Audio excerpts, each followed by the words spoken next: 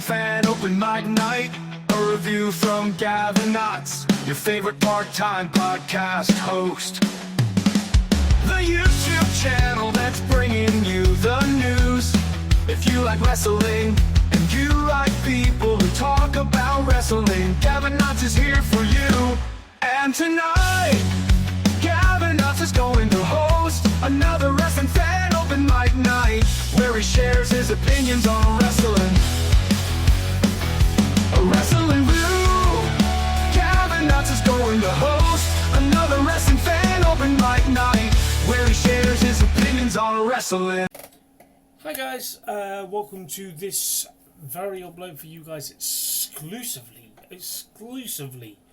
on Open Mic Night. I'm yours truly, Gavin Knotts, that always gives you honesty towards professional wrestling. I can't stress you enough how honest I am towards it, you know, because you guys have came to the right place. Over 200 of you have looked at my channel, and quite honestly, only 8 so far hit that subscribe button. That's kind of abysmal. Come on guys, do not let me down. Hit that subscribe button, hit that bell icon so you be notified anytime when I talk about professional wrestling. Even if it's towards my special episodes that is nothing to do with WWE or AEW weekly products. It's just like special uploads. I've done one on AAA Wrestling, go check that out. How I feel so sorry for them now with this deal with WWE. Then only yesterday, was it yesterday? Or was it today? No, it was yesterday when I said I'm proud to say that I invest my money into AEW and it's worth every penny. I know it's a long video, but I spent a lot of time of thinking ways to say why AEW is worth my money every time. And obviously it's like a special podcast or vidcast, whatever you want to class it as. As you know full well, I do love watching the weekly product towards AEW, as well as obviously give you my honest opinions towards Dynamite. That's why you've tuned in right now. And just gotta say one thing. WWE needs to up their game, right? If you're an avid fan or a neutral wrestling fan, go check out my past reviews as well, and you would see what I mean. They need to up their game. And as well, have you noticed? I've invested in a new webcam.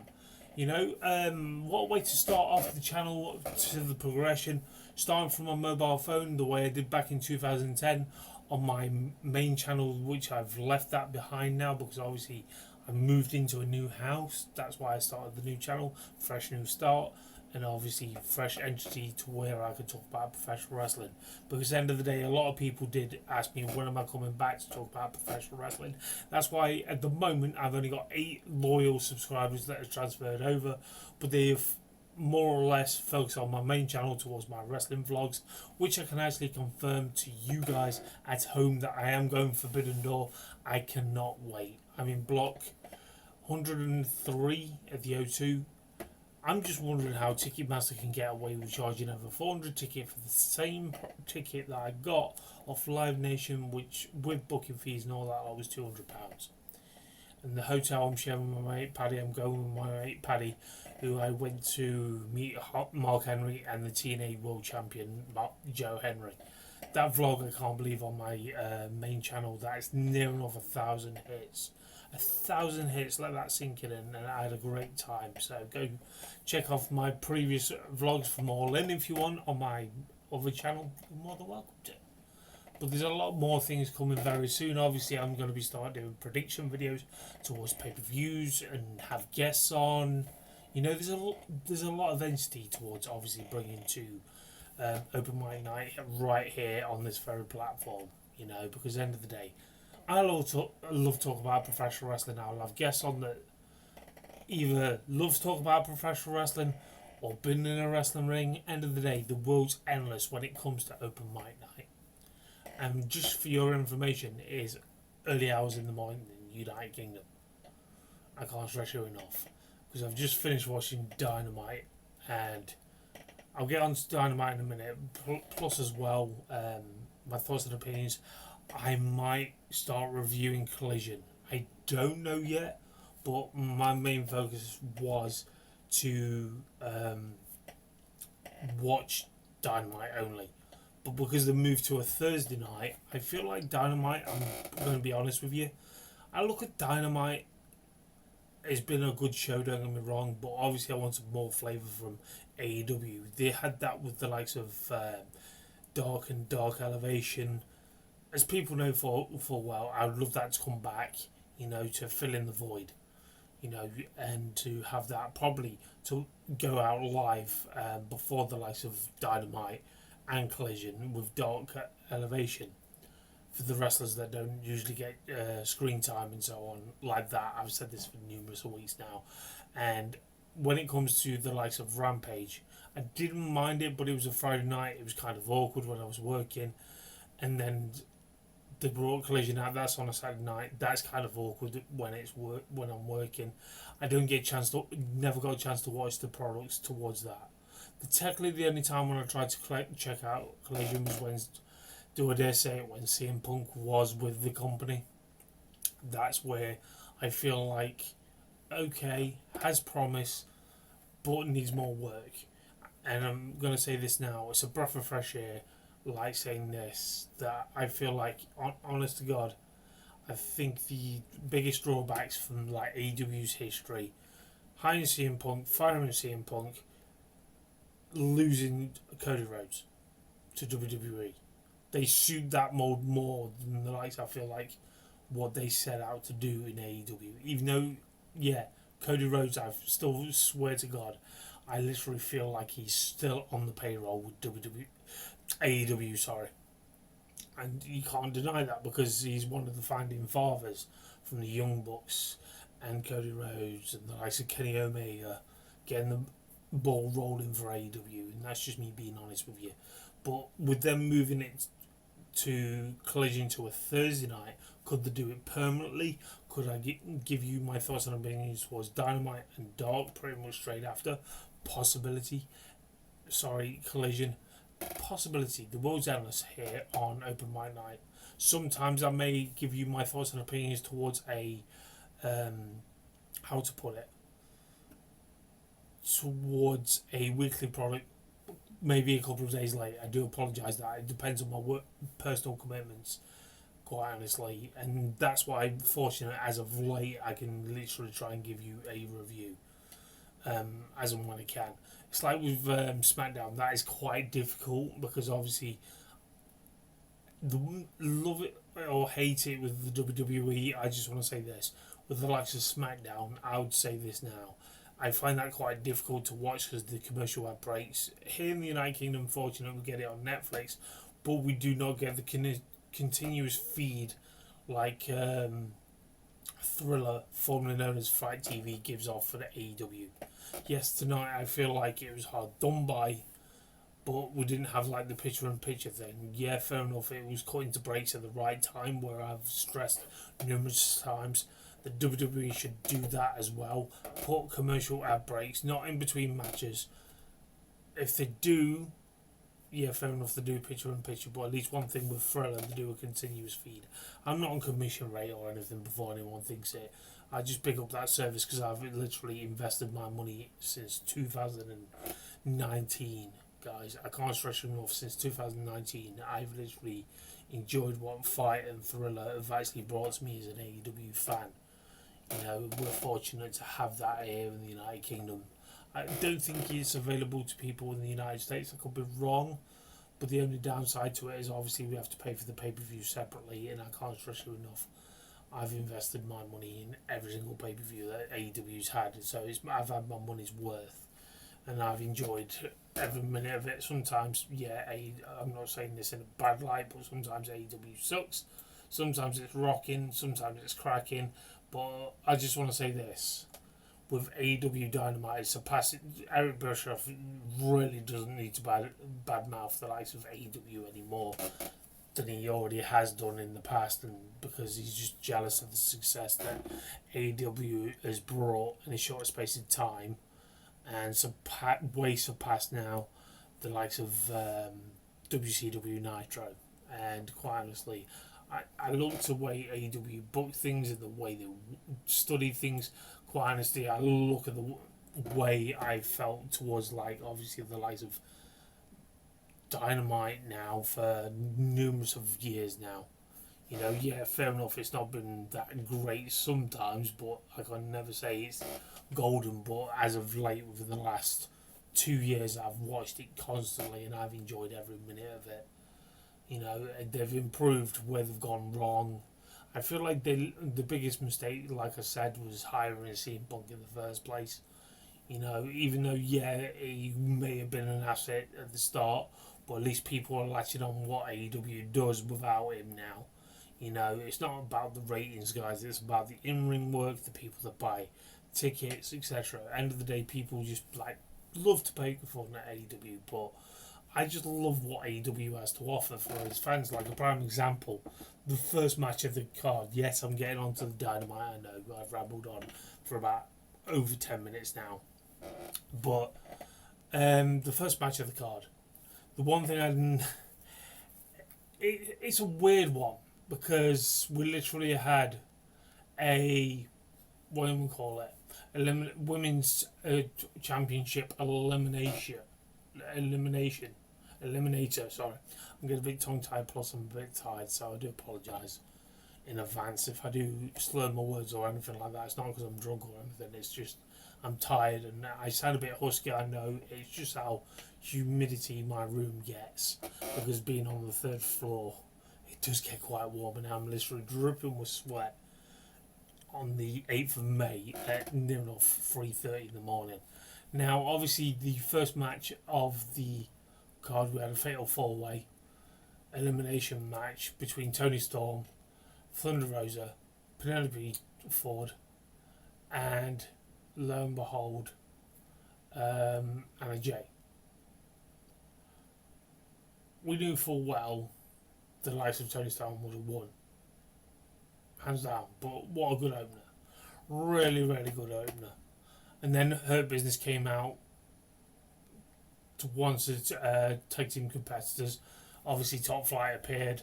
Then with the underdog sort of scenario, then obviously MJF came out, starting kicking ass, taking names, and he's like, no, I hurt people. So, okay, fair enough. Okay.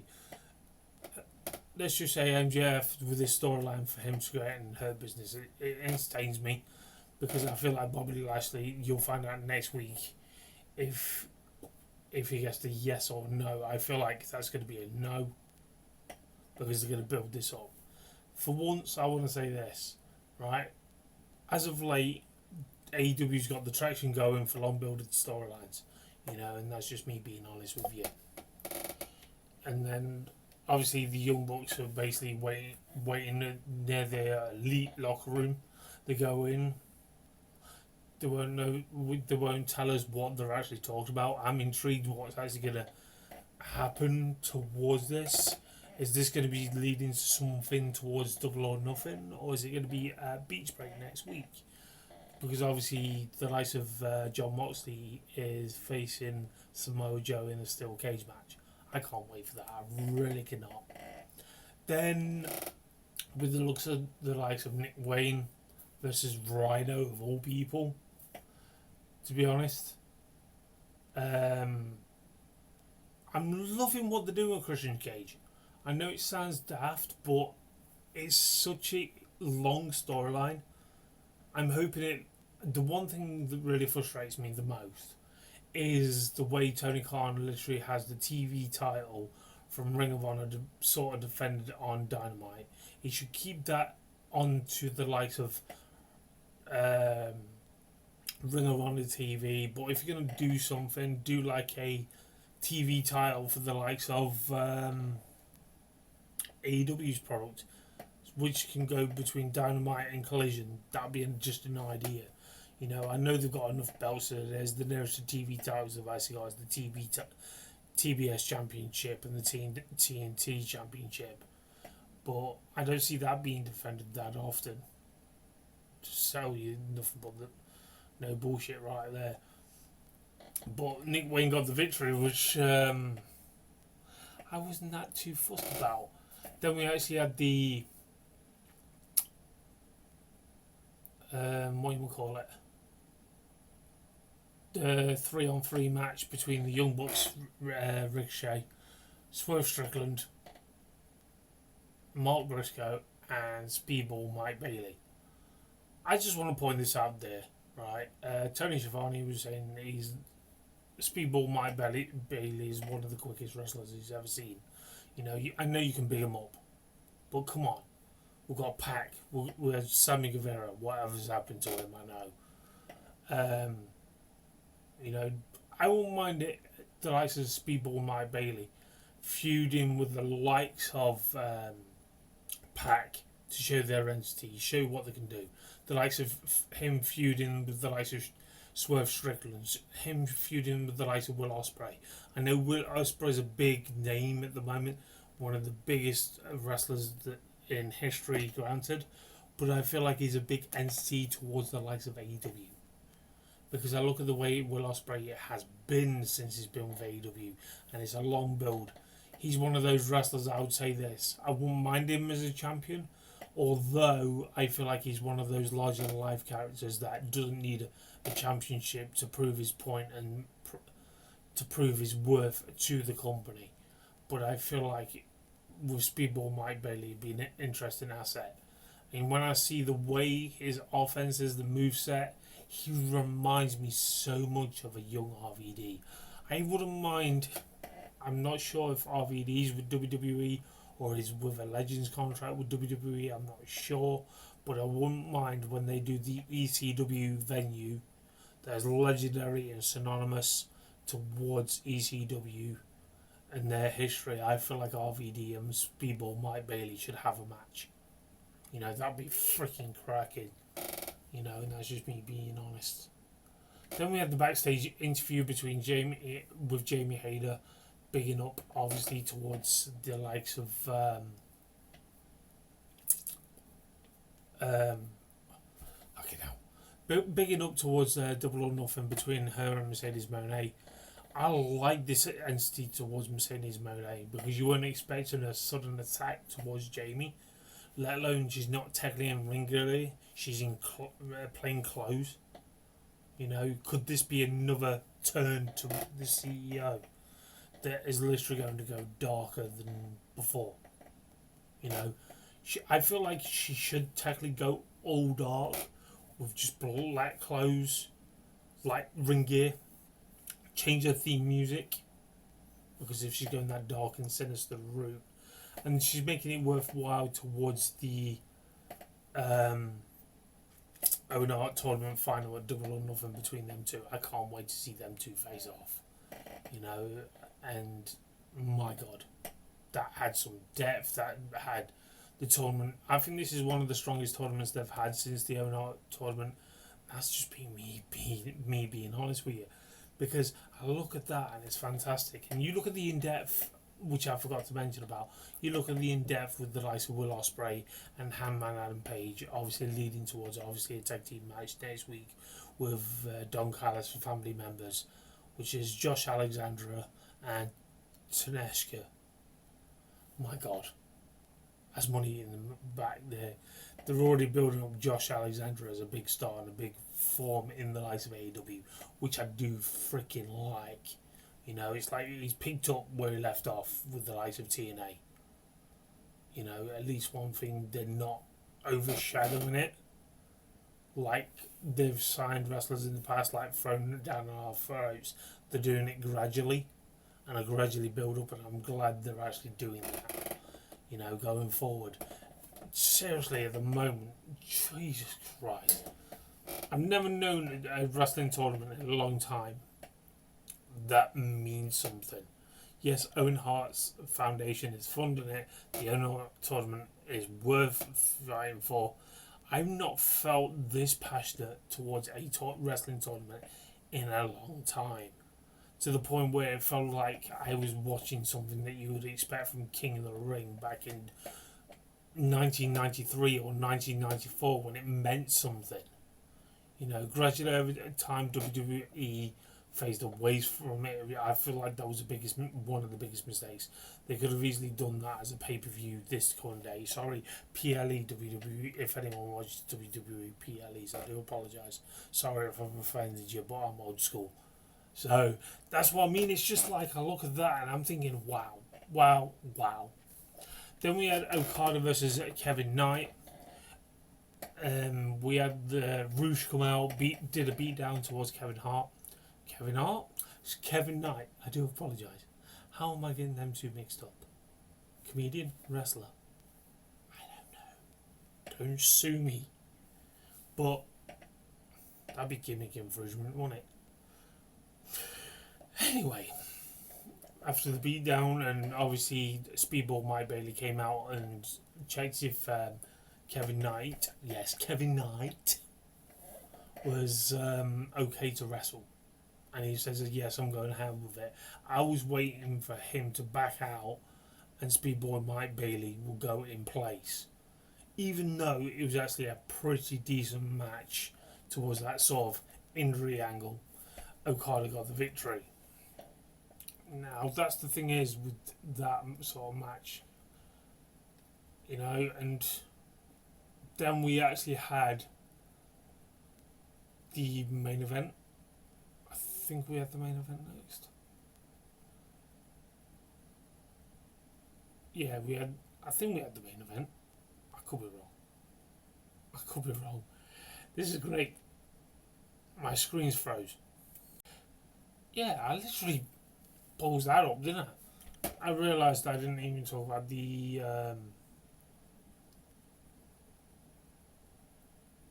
winner of the 3-on-3 match. Obviously, the Young Bucks and Ricochet got that one. You know what? I don't mind Ricochet as a heel. He's an interesting heel. He's an interesting character towards the likes of what AEW is doing with him. At least it's a different dynamic that we've not seen in mainstream wrestling. Then yeah, we had the main event. Yeah, it was 5 matches. At least one thing I can say this: these five matches I felt like delivered. Samoa Joe versus Claudio Castagnoli, a great main event. Samoa Joe got the submission. After that, obviously, he literally had Powerhouse Hobbs run out with a chair. He's literally doing the beat down towards Samoa Joe. Not Samoa Joe, sorry. Claudio Castagnoli. He had the beat down for that, and then obviously Samoa Joe joined in as well. Sort of obviously with the likes of is it Maria Sharapova? Is that how you pronounce the name? I do apologise. The female in the Death Riders. I just want to point this out with Death Riders. People are saying it's outran its course at the moment. I just want to say this to point this out. People used to complain about AEW not having consistent long storylines. As of late, they've had consistently strong storylines. Now you look at the likes of John Moxley still having that championship. Who's going to be the one to take it off it? Is it going to be Samoa Joe? Only time will tell. That's all I can say. Because I'm just wondering what's and who is the one to take it off him. Everyone's thinking, oh, it's when Darby Allin comes back. I'm not too sure. Because I don't know when Darby Allin's back after his expedition. By the way, congratulations breaking the record, Darby Allin and your crew. Is Will Ospreay going to be the one that wins the tournament at Owner Heart tournament? Or is it going to be Hangman Adam Page? We just don't know. That's the thing is, though, what I like about this tournament, obviously because it advances towards All In. I personally, in a way, I feel like Hangman Adam Page should win the Ono tournament. Ironically, it takes Will Ospreay to be basically putting over the likes of Hangman Adam Page, even though he's been around the company for a while. I feel like Will Ospreay should have a world title match at Forbidden Door, and then that leads to All In, Will Ospreay versus Hangman Adam Page 2. That's what I feel like they should do. You know, I wouldn't mind some style of matches anyway.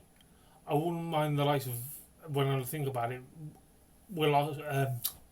Kevin. Sorry, I'm getting a bit tongue tied here. I do apologise. Kenny Omega versus Gabe Kidd 2 needs to happen at Forbidden Door. Or if not, if it's not a title, Will Ospreay versus Kenny Omega 3. That should happen. Or obviously Will Ospreay in the title picture. I think he's only had one title, but it was only a small reign. At least one thing, they didn't throw him straight in to the world title picture. It's great they didn't do that, because they're building up Will Ospreay. Even though Will Ospreay is a world-renowned wrestler, at least one thing, they are building him up to something. You know, and what good show, right? To say that only lasted 2 hours. You know, that's living proof. You don't need saturated product towards the product. You don't need too much promo time. You don't need too much filler, what is not necessarily to be there. I just felt this show flowed like it has been for the past numerous years. I'm enjoying watching AEW Dynamite. I may start watching TNA, but I feel like that's I had to put it, a different brand altogether since the likes of WWE being involved. You know, and that's just me being honest. It's helped them, don't get me wrong. It has helped them, but that's only helped them financially, getting venues, getting ticket sales. You know, wrestling's red hot at the moment. But other than that, I don't think in a way the roster members have helped them. You know, I feel like Joe Henry should be calling out the likes of Randy Orton right now for what he did to him what he actually did at him at WrestleMania. But they haven't yet. They've not executed that. It feels like it's never happened. Maybe mentioned on commentary on the likes of when he's in NXT, or they may have mentioned it on the likes of TNA. But the thing is, what I want to point out to you guys is, wrestling is red hot at the moment. The thing is, I'd be spoiled for choice if I was watching Monday Night Raw, NXT, Dynamite. Is it Impact Wrestling? Are they going head to head with Impact Wrestling tomorrow? I'm not sure, but Collision. Come to Friday, I don't think what's on Fridays on wrestling wise. You know, there's so much wrestling in this day and age. I thought it was bad when I first started doing YouTube videos, when I used to do it constantly, if you know what I mean. That's not me having a stab at or taking the piss. That was me when, literally, and then I faced away from doing reviews. But obviously posting on TikTok. If you want some other exclusive shorthand content, please check out my TikTok page towards my link tree down below. Please do follow me there. I've got over 3,000 followers. Actually, over 3,100 people that follow me. My God. You guys are insane. You know, and I want to build up this channel. I'm hoping before Christmas I have 1,000 subscribers. But only time will tell. It's down to you guys, the die-hard wrestling fans that are watching me right now.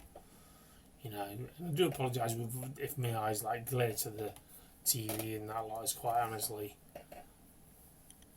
that's where my monitor is, right there. I wish I could. Well, it's on my TV, but I wish I could have a monitor right there so I could do it. But I'm not going to be faffed about with that. I'd rather have it all on one. My PC, my PS5, my Virgin TV unit, all on one.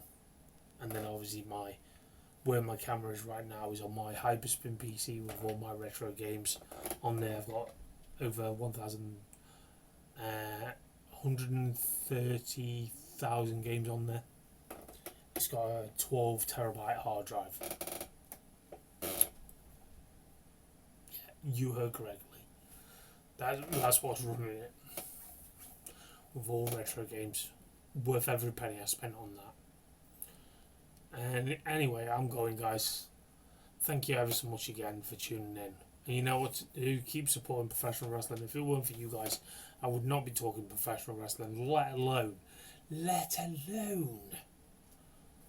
wrestling wouldn't be around for me to talk about, as well as you guys making what wrestling is today. It's not just the wrestlers what matters. Everyone that subscribes, everyone that watches, means the world to me, goddammit. Because real wrestling is real to us, goddammit. So anyway, guys, I'm off to rest up. Hopefully I'll have a guest on, or may not be, I don't know yet, towards my backlash predictions towards the WWE product, which is meant to be this coming Saturday.